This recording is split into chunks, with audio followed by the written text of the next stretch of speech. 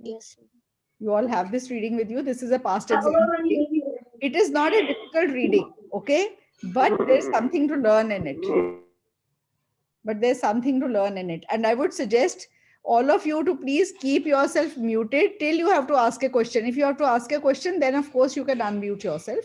But because there's background noise from many people, so that disturbs the class. Okay? So the best thing would be to keep yourself muted. Okay. So this is the passage which we have to start today. And should we wait just 1 2 minutes more? 1 minute. Just 1 second.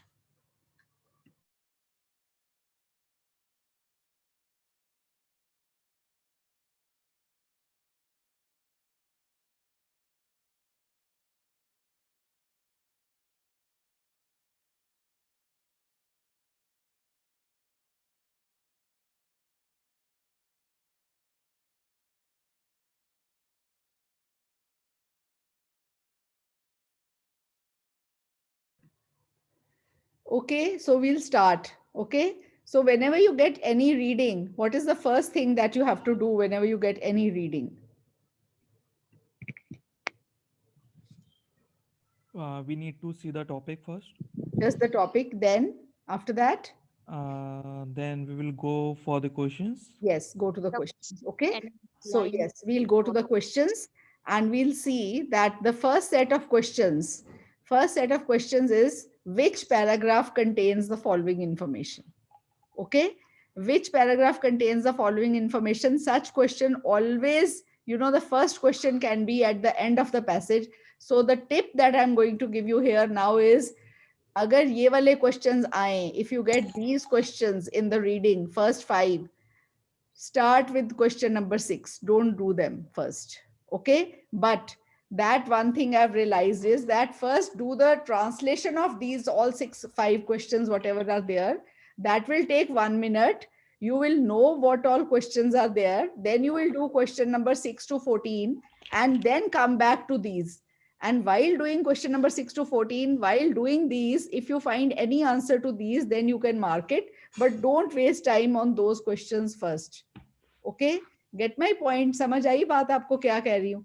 अगर paragraph हाँ. Headings और चीज है, ये paragraph headings नहीं है, ये है किस पैसेज में ये वाली इंफॉर्मेशन है, किस पैराग्राफ में ये वाली इंफॉर्मेशन है, which paragraph contains the following information. Paragraphs है ए टू के, तो 11 पैराग्राफ्स हैं, ठीक है, A B C, almost 11 paragraphs हैं. 11 पैराग्राफ्स में 11th पैराग्राफ में क्वेश्चन 1 का आंसर हो सकता है, so that will waste a lot of time. you'll go into all the questions, all the paragraphs. So it is always better इनकी translation करके इनको छोड़ दो.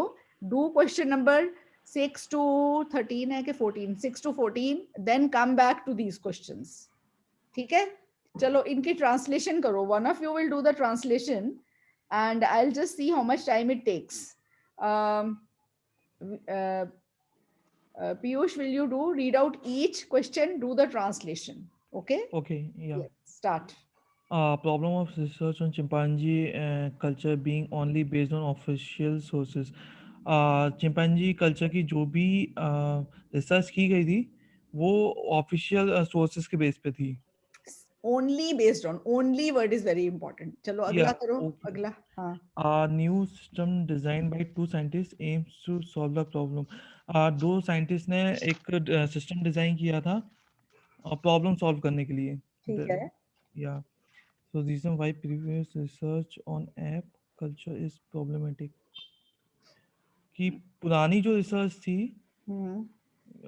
previous research ma'am there is a word app I am not familiar with that. Ma'am can I से Yes.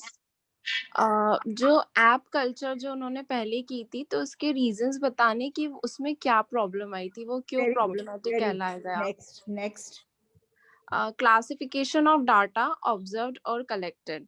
जो data का हमने classification करा था, जो जो हमने ऑब्जर्व क्या क्या करा था और उसमें क्या क्या हमने कलेक्ट करा.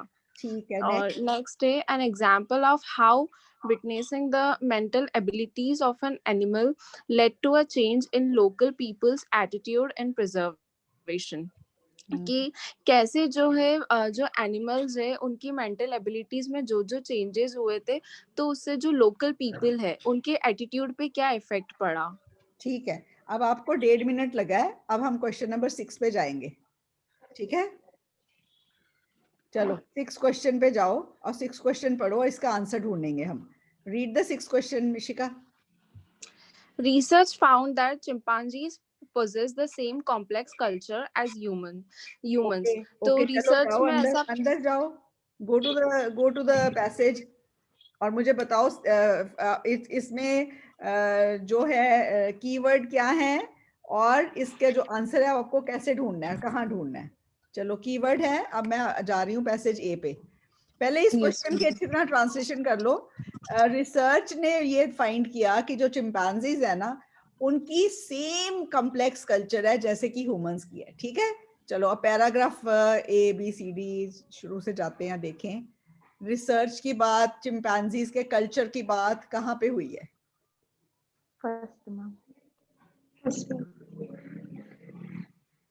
फर्स्ट में हुई है। फर्स्ट पैराग्राफ में हुई है, तो फर्स्ट पैराग्राफ में कहाँ पे बात हुई है बताओ।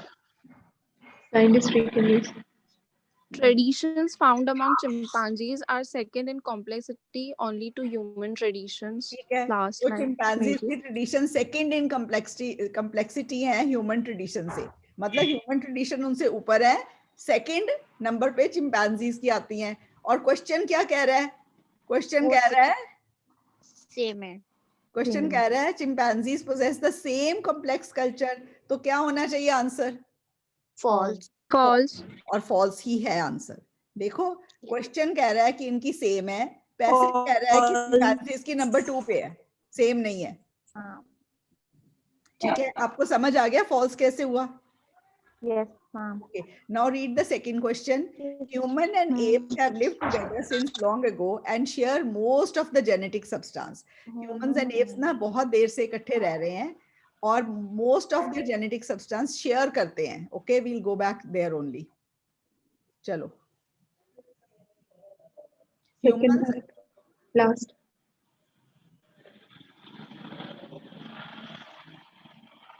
This emerging. अब बताओ कहाँ पे हो सकता है आंसर।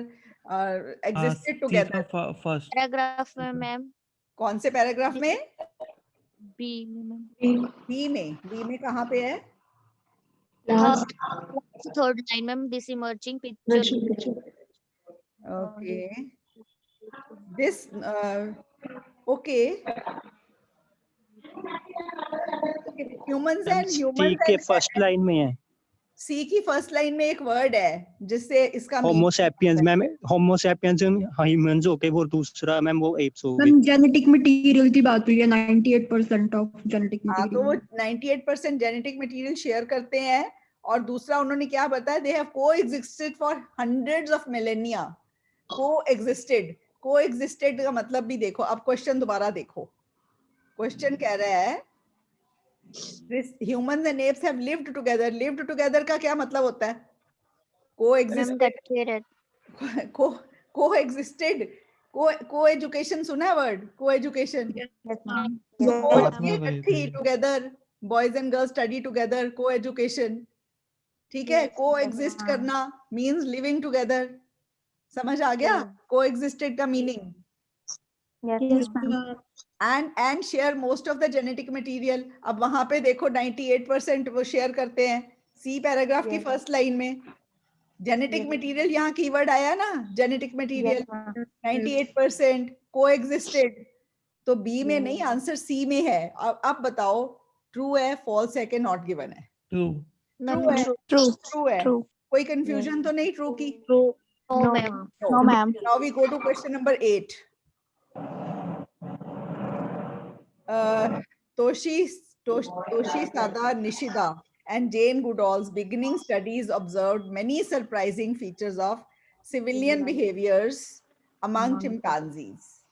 ठीक है, अब हम जा रहे हैं वापस। ये दो नेम्स हैं, नेम्स पे ज्यादा टाइम मत दो पढ़ने में। इनकी बिगिनिंग स्टडीज, इनकी स्टार्ट की स्टडीज ने ऑब्जर्व करा बहुत से हैरान करने वाले फीचर्स जो कि सिविलाइज्ड बिहेवियर के फीचर्स थे चिंपैंजीज के अंदर। ठीक है मैम सी हाँ, देखते हैं।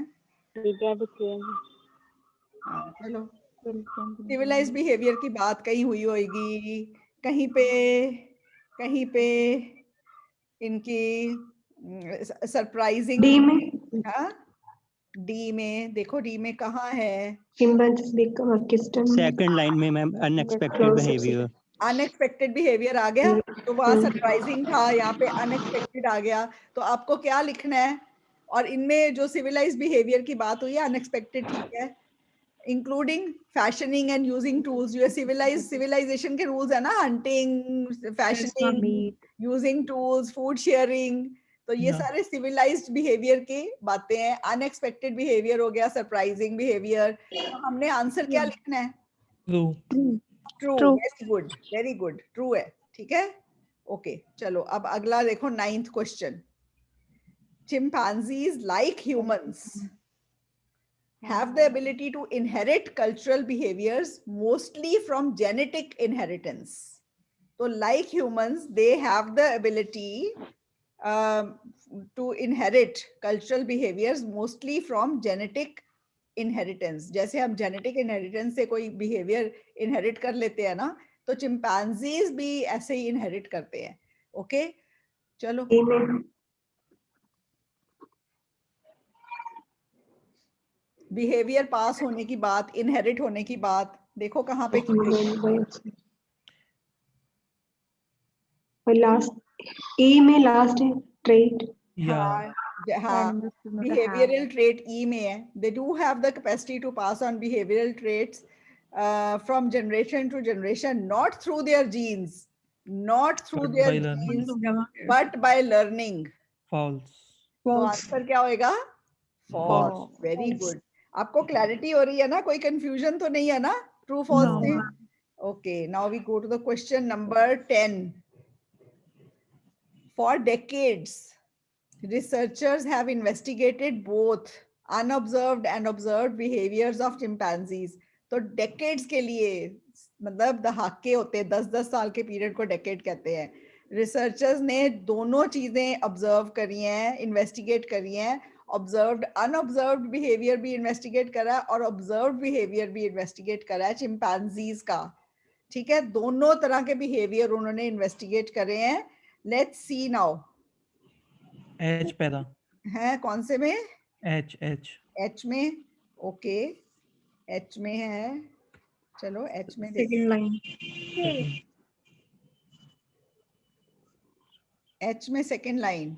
Yeah. सेवरल डेकेड्स, ठीक है, सेवरल डेकेड्स उन्होंने वो करी है। ठीक है, पर ऑब्जर्व्ड और अनऑब्जर्व्ड दोनों चीजें करी हैं। ऑब्जर्व्ड बिहेवियर और अनऑब्जर्व्ड बिहेवियर दोनों करा है। ये देखो इसके आगे ही आएगा, जहां पे ये है ना इसके आगे ही आएगा आंसर। मैम बट के बाद उन्होंने ओवरलुक यूज किया हुआ है, इग्नोर। कहाँ पे? मैम ये लास्ट लाइन है एच में, but this approach probably overlooks a good deal of cultural variation of 3 reasons. हाँ वो आगे फिर 3 रीजंस है, वो आगे आएंगे, उनमें पढ़ लो। आई में आपको मिल जाएगा पूरा आंसर। सी उन्होंने लिखा है, firstly scientist typically not observed at each of site. all the activities they do not see. Do not see कौन सा बिहेवियर हो गया? अनऑब्जर्व्ड। तो आंसर क्या आएगा? क्वेश्चन कह रहा है कि दोनों में एक्सटेंसिव रिसर्च करी है, ऑब्जर्व्ड में भी अनऑब्जर्व्ड में भी। यस वेरी गुड, फॉल्स आएगा आंसर। ठीक है, समझ आ गया ना अच्छे से? Okay, now we come back to the question 11. When did the unexpected discoveries of chimpanzee behavior start? तो ये स्टार्ट कब हुई अनएक्सपेक्टेड जो है डिस्कवरीज हैं चिंपैंजी बिहेवियर की? अब कुछ स्टार्ट वाला क्वेश्चन है, तो स्टार्ट वाले पैरास में चले जाते हैं, देखते हैं इनकी बिहेवियर कब स्टार्ट हुआ। ठीक है, व्हेन, ये शॉर्ट क्वेश्चन आंसर है। इनके आंसर्स आपके हमेशा 100% सही हो सकते हैं, प्रोवाइडेड आपके पास टाइम हो प्रॉपर। ठीक है, कब स्टार्ट हुई चिंपैंजी बिहेवियर की? जो है वो कब स्टार्ट हुई? क्वेश्चन क्या है? क्वेश्चन है कि अनएक्सपेक्टेड डिस्कवरीज कब स्टार्ट हुई? अनएक्सपेक्टेड वर्ड हमने पहले भी करा है, अभी कहीं आया था। Yes, और ma'am. मैम D में 1960 हाँ 1960 that आएगा ना began to change in the हाँ 1960s. ठीक है, उससे पहले हमारे पास नहीं थी ज्यादा चिंपैंजी तो ये स्टार्ट हुई इन द 1960s। तो आंसर क्या होएगा? अगर 3 वर्ड्स है तो आप लिखोगे इन द 1960s, नहीं तो अकेला 1960s भी करेक्ट होएगा। अच्छा 3 words. 3 वर्ड्स हैं तो 1960s भी करेक्ट है, इन द 1960s भी करेक्ट है।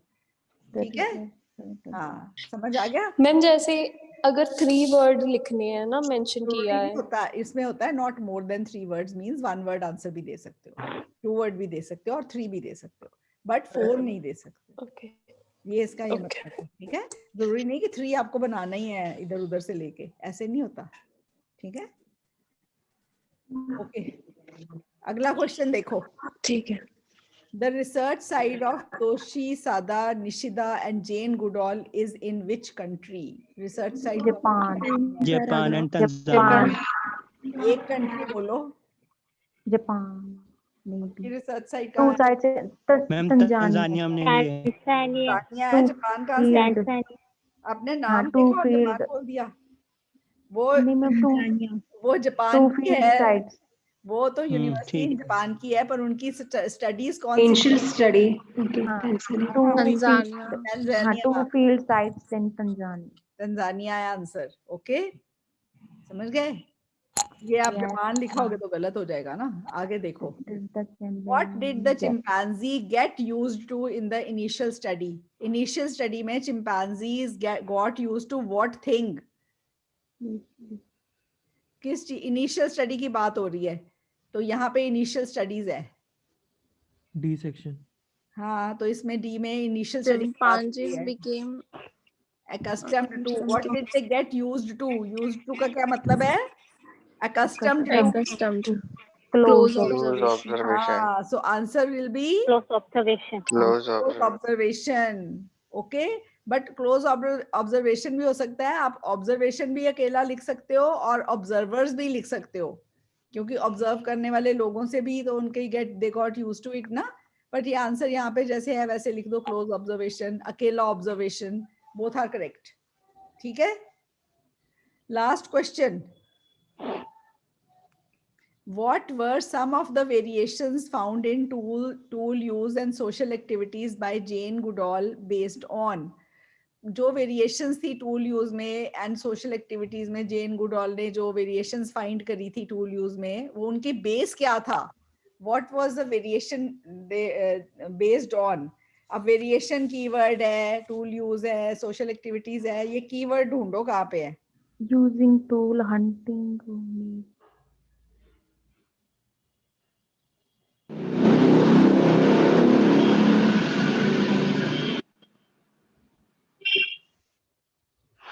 बताओ कहाँ पे है टूल यूज वेरिएशंस, ये कहाँ पे है?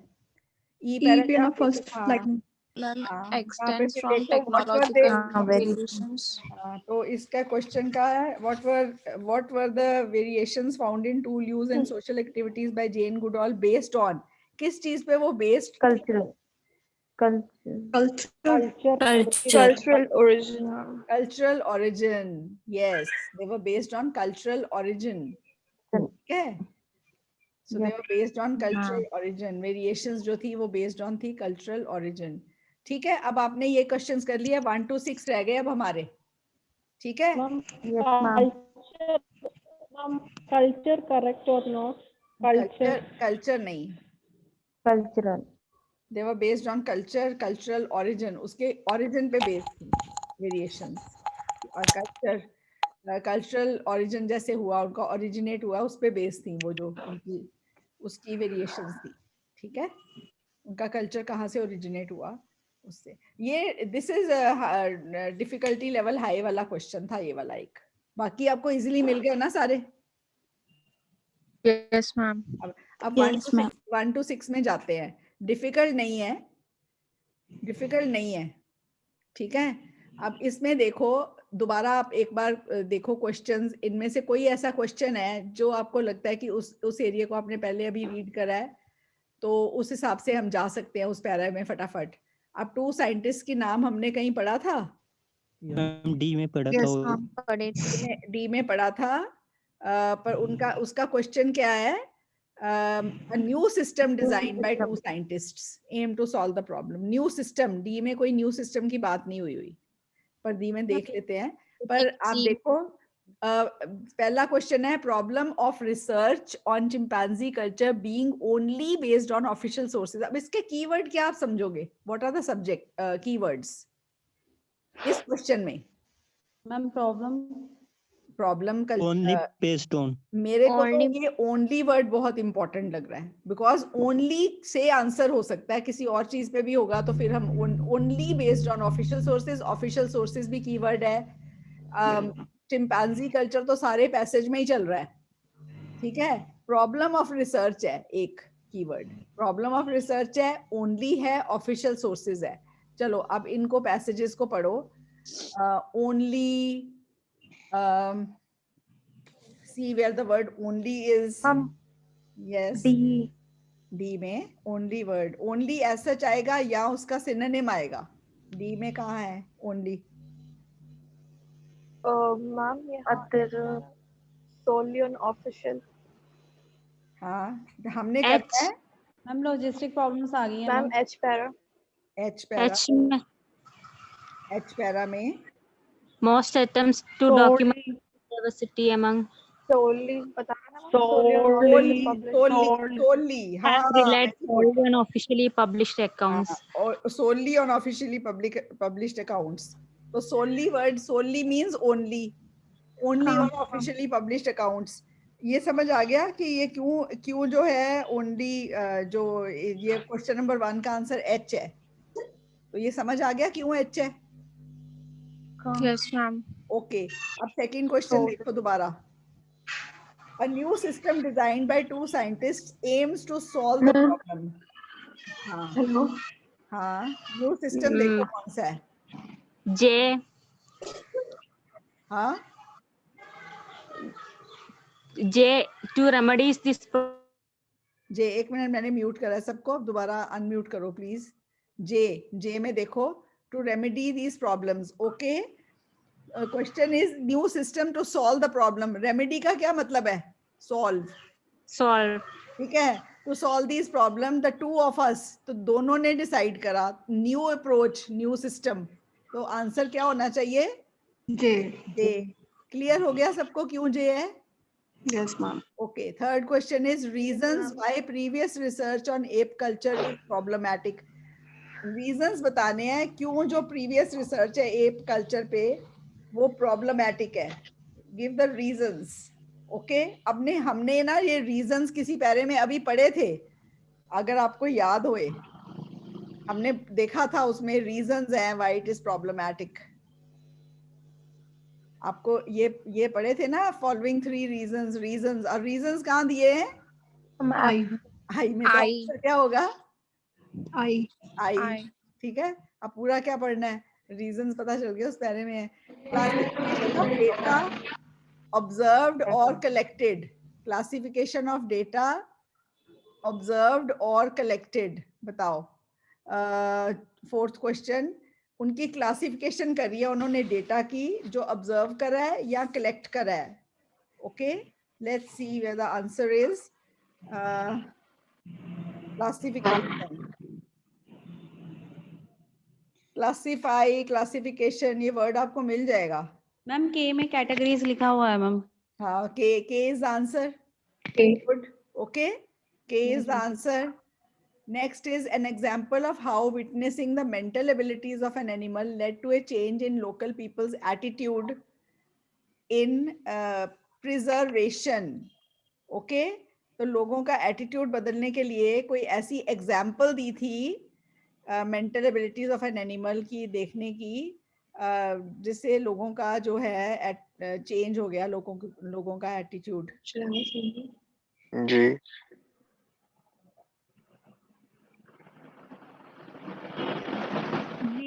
मैम एटीट्यूड ऑफ Illustrating दिया हुआ है मैम. हाँ, कौन जी पैराग्राफ है ना? Yes ma'am. जी में आंसर है. देखो क्वेश्चन कह रहा है, the question is saying an example of witnessing the mental abilities. अब आपको mental abilities का देखो ये वर्ड, मैं आपको कहती थी ना cognitive cognition वर्ड आपके लिए important है. Prowess means abilities. Prowess means abilities. Cognitive means related to brain. तो mental abilities समझ आ गया? ठीक है. और वो एग्जाम्पल वीडियो टेप्स से उन्होंने दिखाई, तो फिर उनका चेंज हो गया परसेप्शन. ठीक है. Prowess means abilities. एबिलिटीज हो गया ना प्रोवेस. यहाँ पे उसका कॉग्निटिव प्रोबेबिलिटीज इज एबिलिटीज. ठीक है. Mental abilities. ठीक है.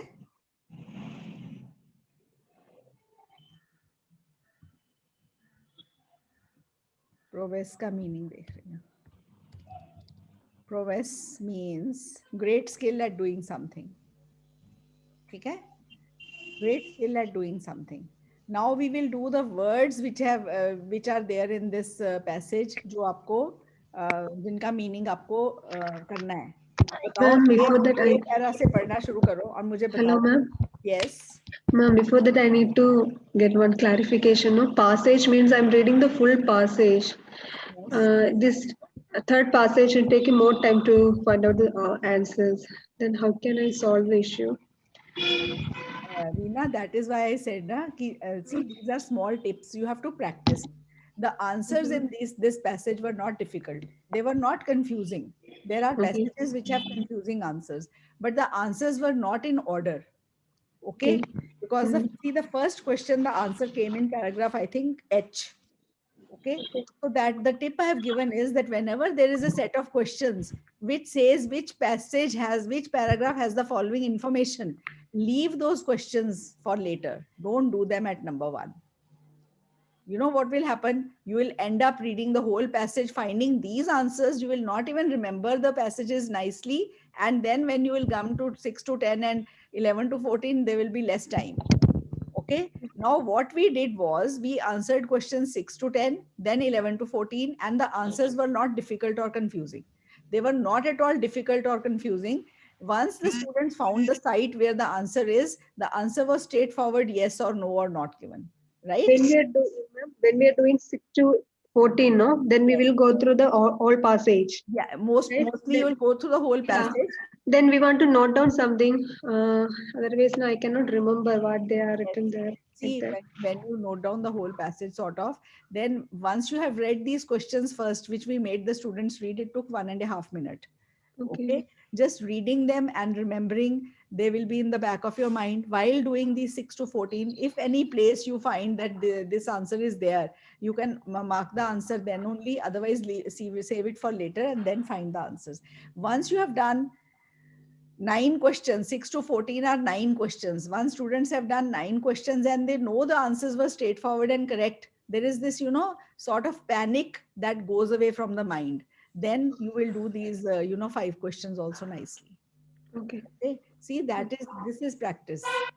Okay. I was asking my son, I said, this passage is difficult. He says, no, it is not difficult. There's nothing confusing. I said, yes, it is difficult because the answer to question 1 is in paragraph H.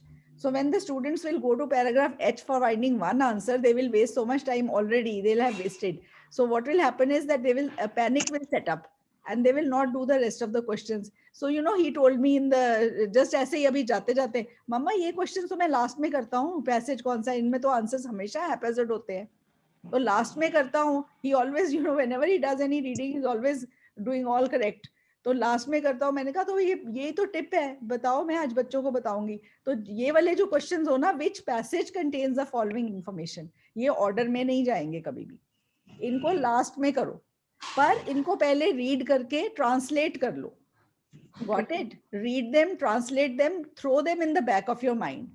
While doing the rest of the 9 questions, you might come across an answer to one of these 5 questions also. Okay? Do the other questions, then come back to them. This passage I've shared with you. I'll share the answers also. एक बार आप लिख लो answers. सारे बच्चे लिख लो, मैं लिखा देती हूँ, फिर मुझे शेयर नहीं करने पड़ेंगे. Okay? First is H. H. Second is J. Third is I.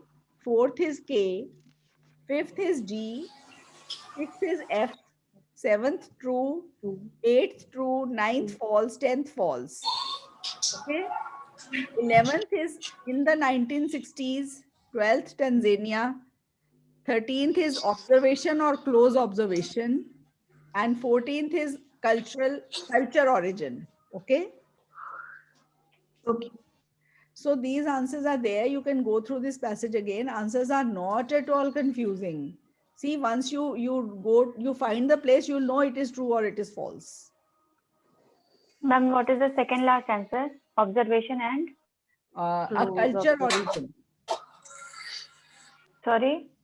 A culture origin. A cultural origin, sorry. Cultural origin. Okay? Cultural origin. Ma'am, 12th कहीं बोले थे ma'am? 12th is Tanzania. Tanzania or Tanzania. Okay? This is an actual past exam reading. Actual past exam reading. You might see it. And अब मैं ये भी करा रही हूँ, apart from the 40 readings that you have, ये passages मिले हैं. So we will be doing one every day. Add them to your collection of the reading on which you have to practice. Okay? And as the answers are not confusing, GT में भी last passage ऐसा आ सकता है. GT वालों को भी last passage they can get like this. Okay? Ma'am ये same passage repeat नहीं होते ना? Okay, repeat. Okay? Same passage repeat हो सकता है. Question एक दो अलग हो सकते हैं. So please understand the passage. You have the passage. अच्छा words बताओ. मैंने underline करे हैं words. Okay. Ma'am, can you please repeat one more time except from 1 to 5? What answers? Yes.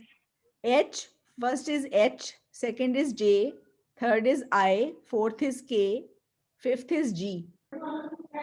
Okay? H, G. Okay. And what about true and false? True, false. Okay, sixth is false, seventh is true, eighth is true, ninth is false, and 10th is false. Okay?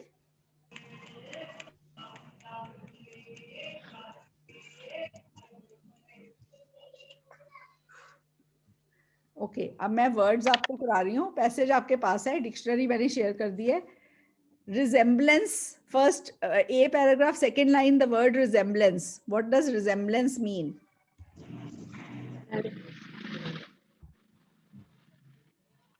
Resemblance. Similar, likeness. Okay, resemblance is similar, likeness. ठीक है? Resemblance to somebody or something. ठीक है? Resemblance between A and B. Next word is elementary, animal behavior. इसी para में third last line, elementary. Elementary क्या होता है? First stage is elementary, beginning वाला stage. Elementary students, elementary school. हाँ, तो primary, secondary, basic. Elementary का मतलब basic भी हो सकता है. Elementary laws, ठीक है? An elementary mistake. Elementary का very simple and easy भी है meaning. Okay? That is it. Okay. Third word which I have underlined is unprecedented. Unprecedented word मैंने essays में भी use करा हुआ है. What does unprecedented mean? बहुत ज़्यादा. That has never happened, been done or known before. The situation is unprecedented in modern times. जो कभी पहले सोचे नहीं गए थे. बहुत ज्यादा भी अलग से है पर ये मीनिंग है मेन इसका. That has never happened, been done. Unprecedented growth in population. कभी पहले इतनी growth नहीं हुई थी जितनी अब हुई.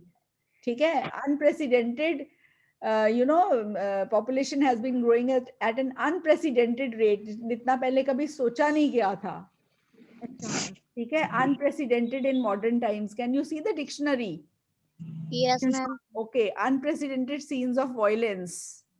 ठीक है? Unprecedented का ये मीनिंग है.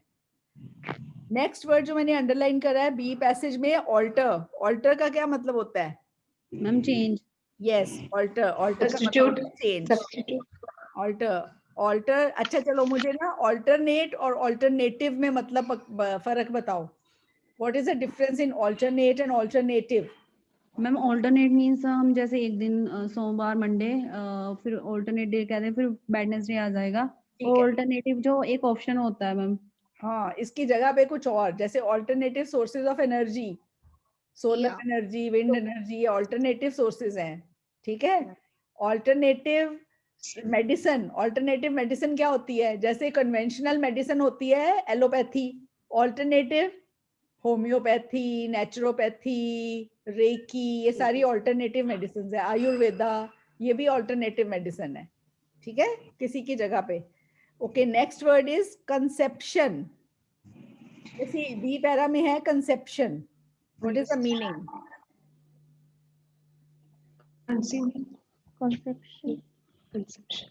Conception means the process of forming an idea. The plan was brilliant in its conception but failed because of lack of money. तो कोई चीज कंसीव करनी, सोचनी, conception, understanding or a belief of what something is. ठीक है, he has no conception of how difficult life is if you are unemployed. उसको बिल्कुल नहीं ये पता conception होना। ठीक है, ये हो गया conception। हाँ जी, यस स्वरण बोलो। कंसेप्शन वर्ड कहाँ पे है? कंसेप्शन वर्ड है बी पैराग्राफ में सेकंड लास्ट लाइन में। मैम इसका मीनिंग?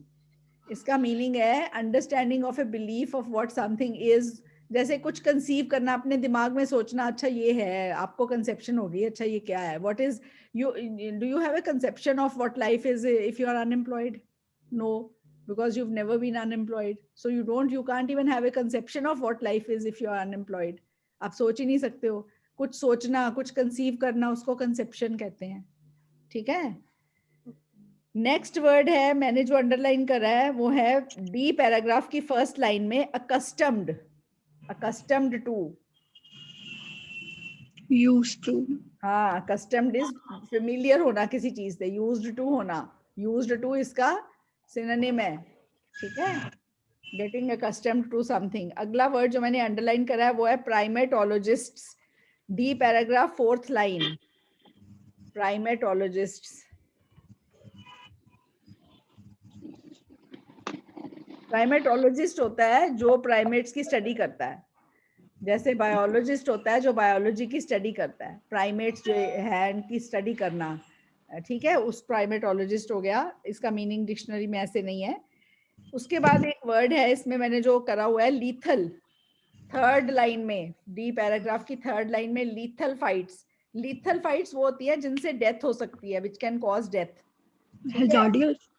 हाँ जी, lethal, lethal causing or able to cause death, deadly, fatal। ठीक है, लीथल हो गया। Next word is intimate. Intimate होता है बहुत क्लोज, कोई बहुत क्लोज हो उसको इंटीमेट कहते हैं, क्लोज एंड रिलेशन। ठीक है, नेक्स्ट वर्ड है कॉम्प्रिहेंसिव। उसी डी पैराग्राफ की सेकेंड लास्ट लाइन में, इंटीमेट भी comprehensive. Summarize. Comprehensive. Comprehensive is including all or almost all the details, items, facts, information that may be concerned. भी बहुत meaning है इनका। Complete, full, comprehensive list of addresses, a comprehensive study जिसमें पूरे सब कुछ include करा हुआ है। ठीक है, comprehensive insurance, comprehensive। ठीक है, the list is fairly comprehensive, fully comprehensive insurance. You are advised to take out comprehensive insurance. तो comprehensive है जो सब कुछ include करे, complete, full। ठीक है, next word है ventured। E paragraph third line, ventured। Join together। Help करनी मैम, हेल्प। वेंचर होता है बिजनेस प्रोजेक्ट और activity one that involves risk undertaking.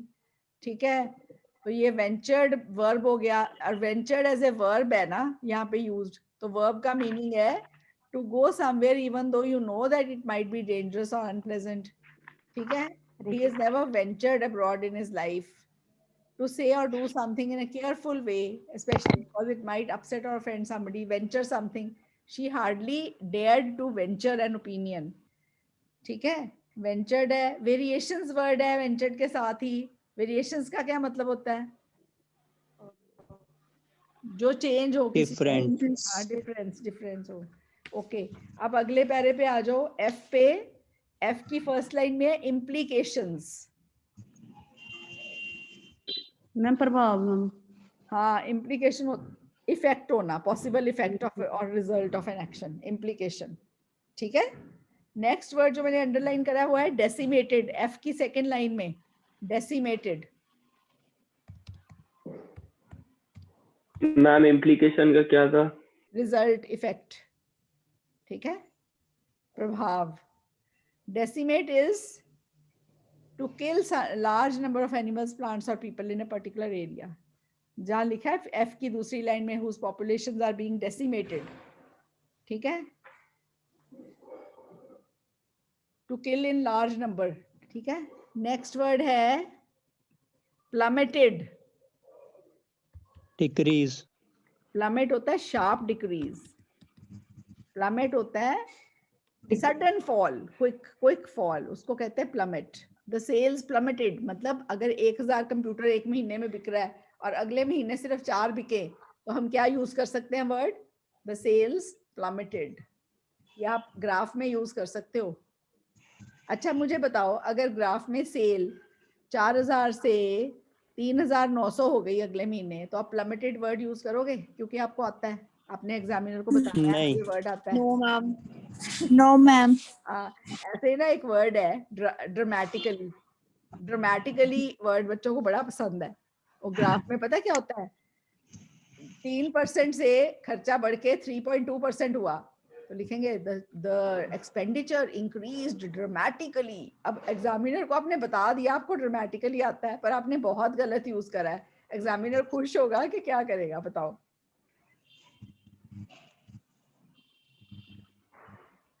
ऐसे वर्ड्स तभी यूज करना जो बिल्कुल फिट बैठे। ठीक है। नेक्स्ट वर्ड जो मैंने अंडरलाइन करा आपके लिए वो है लॉगिंग। मैम ड्रामेटिकली क्यों नहीं यूज कर सकते हम?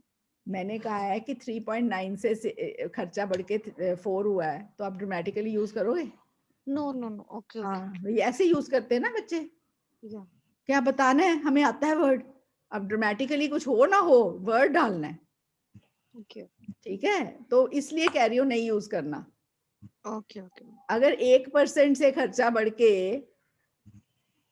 40% हुआ, तो हम कह सकते हैं ना the expenditure increase dramatically over a period of 1 year.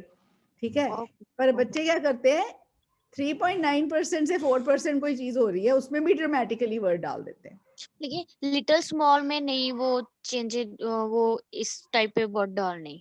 merely marginally or slightly we can हाँ write. हाँ बिल्कुल बिल्कुल। अच्छा अगला वर्ड मैंने जो आपके लिए यूज करा है दैट इज लॉगिंग। लॉगिंग होता है the work of cutting down trees for their would, इसको कहते हैं logging. Okay. Next word is salvation. ये है पैराग्राफ जी में फर्स्ट लाइन में। Salvation, the state of being saved from the power of evil, और उनको बचाना, the way of protecting somebody from danger, disaster, loss. देखो वर्ड है perhaps the cultural richness of this ape may yet help in its salvation। ठीक है। अब salvation is to save something or somebody। ठीक है, salvation। next is cognitive prowess, उसका मैंने meaning आपको बता दिया था। cognitive is related to brain development and prowess का मतलब मैंने आपको बता दिया था, ability है। prowess is the great skill at doing something। academic prowess, sporting prowess, he was complimented on his prowess as an oarsman। ठीक है। his academic performance does not match his athletic prowess, मतलब क्या इसका कोई बता सकता है? his academic performance does not match his athletic prowess। Ma'am उसकी एकेडमिक परफॉर्मेंस इतनी अच्छी नहीं है जितनी कि उसके एथलेटिक मैम परफॉर्मेंस अच्छी है। हाँ, इसका यही मतलब है। ठीक है। मेरा भतीजा एक बार आया हुआ था घर, मैंने बनाए थे राजमा चावल, और मेरे घर में मैं ऐसे करती थी, बच्चे छोटे थे ना, इनको कहती थी जितनी प्लेट में डालो आपने फिनिश करना है, आपने छोड़ना नहीं है। तो उसने भी डाल लिया भर भर के, और इन्होंने भी डाल लिया, और ये तो खा गए, उसको टेस्टी नहीं लग रहा था। बुआ जितनी अच्छी आप निटिंग करते हो ना, उतना अच्छा आपको खाना नहीं बनाना आता। मतलब नेगेटिव बोलना है उसने, पर कितना मतलब बच्चे इतने स्मार्ट हैं कि पहले कुछ अच्छा बोल दो, फिर बुआ को बुरा नहीं लगेगा। वो आप जितनी अच्छी आप निटिंग करते हो ना, मतलब योर राजमा चावल does not match your knitting progress, your cooking progress, cooking don't match your knitting. में बड़ा अच्छा उसने मेरे को ना, मुझे याद रहती है ऐसी बातें कि अच्छा उसने देखो कितना नेगेटिव बोलना था मुझे, पर कितना सोच समझ के बोला। ओके, नेक्स्ट इज, सीधा बोल सकता था ना, खाना नहीं बनाना आता आपको। Next word is H. H paragraph में देखो, क्रूशियल फ्लॉ। क्रूशियल का मतलब क्या होता है? इम्पोर्टेंट। यस, क्रूशियल का मतलब होता है extremely important. You have this dictionary दिख रही है ना? Yes ma'am. Extremely important, crucial, crucial. Okay, next is crucial के साथ ही फ्लॉ। फ्लॉ में यूज करती हूँ वर्ड बहुत। फ्लॉलेस, मैं कहती हूँ फ्लॉलेस इंट्रोडक्शन और कंक्लूजन लिखो ऐसे में। फ्लॉ का क्या मतलब होता है? Mistake, without error. Flawless is without error, flaw is mistake. ठीक है, नेक्स्ट आ जाओ, सोलली। सोलली का मतलब अभी हमने कर लिया, ओनली। हाँ, सोलली, सोलली,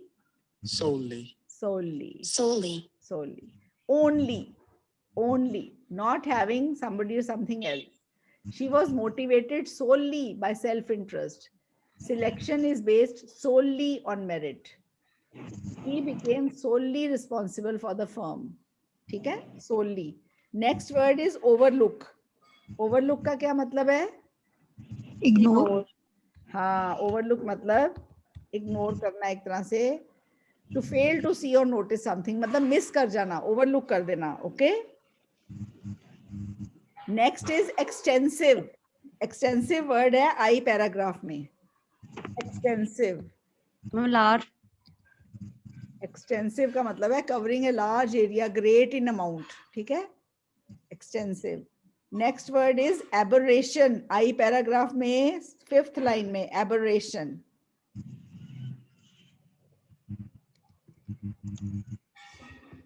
एबरेशन का मतलब है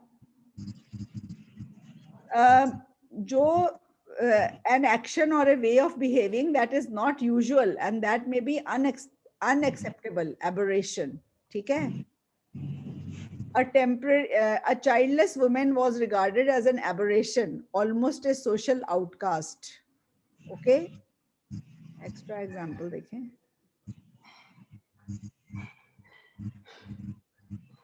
Aberration means जो मतलब a fact or an action or way of behaving that is not usual, थोड़ा सा हटके। ठीक है, aberration. ओके, नेक्स्ट वर्ड जो मैंने अंडरलाइन करा है, रेमेडी। जे पैराग्राफ की फर्स्ट लाइन में, टू रेमेडी दिस। सॉल्व। हाँ जी, remedy as a verb use किया मैंने। Remedy as a noun is जैसे किसी का कोई इलाज, वे ऑफ डीलिंग, पर remedy as a verb is to make something right, to correct or improve something, to remedy something. ठीक है, और मैंने कोई वर्ड अंडरलाइन किया है? नहीं, बस हो गए। अब आपने देखो वोकैबुलरी भी करा दी है, और एक पैसेज अच्छे से करो। आप एक पैसेज से अपनी वोकैबुलरी बिल्ड करो तो आपको एक पैसेज को घंटा लगता है। फिर 3 पैसेजेस की आपने एग्जांपल करनी। आपने एक, मैं रोज की शेयर कर रही हूँ अब आपके साथ 3 पैसेजेस। अब मैंने कल करा था रीडिंग शेयर के, नहीं भूल गई, करी थी रीडिंग 1 शेयर। Yes ma'am. हाँ, आज मैं रीडिंग 2 शेयर कर देती हूँ। 1 आवर में उसको करना, वो आपने टाइम मैनेजमेंट की प्रैक्टिस से करना है। एग्जाम प्रैक्टिस उसको कहते हैं, ये लर्निंग है। Okay, we are doing that. आपको क्वेश्चंस ये समझ आ रहे हैं कैसे अटेम्प्ट करने हैं? कुछ फायदा होगा इनका, आपको लग रहा है? Yes ma'am. ठीक है, okay then, bye for now, see you tomorrow, and tomorrow and day after we'll be discussing the rest of the essays in that file which I shared with you on the day 1, और उस file को Monday को जो share करी है ना सबके पास? Yes ma'am. हाँ, तो go through those essays। मैंने फ्राइडे रिजर्व करा है for teaching you introductions of all types of essays। कई बच्चे कहते हैं इंट्रो नहीं बनाई जाती, तो we'll go into the introductions and conclusions of all types of essays। और ये दोनों, ये पूरी फाइल में से एसेस पूरे डिस्कस कर दूंगी, और ग्राफ भी अगर आपको कोई समझना है, जो मैंने कल फाइल शेयर करी है, you can ask me, put it in the group, तो थोड़ा मैं पहले देख लूं कि ये मुझे डिस्कस कराना है, ठीक है, जिसको जो नहीं समझ आए. And I'll be discussing, taking a class of intros and conclusions. And okay then, see you tomorrow. Bye. Okay, ma'am. Bye, ma'am. Happy Lodi to all of you. Same to you, all of you. Happy Lodi.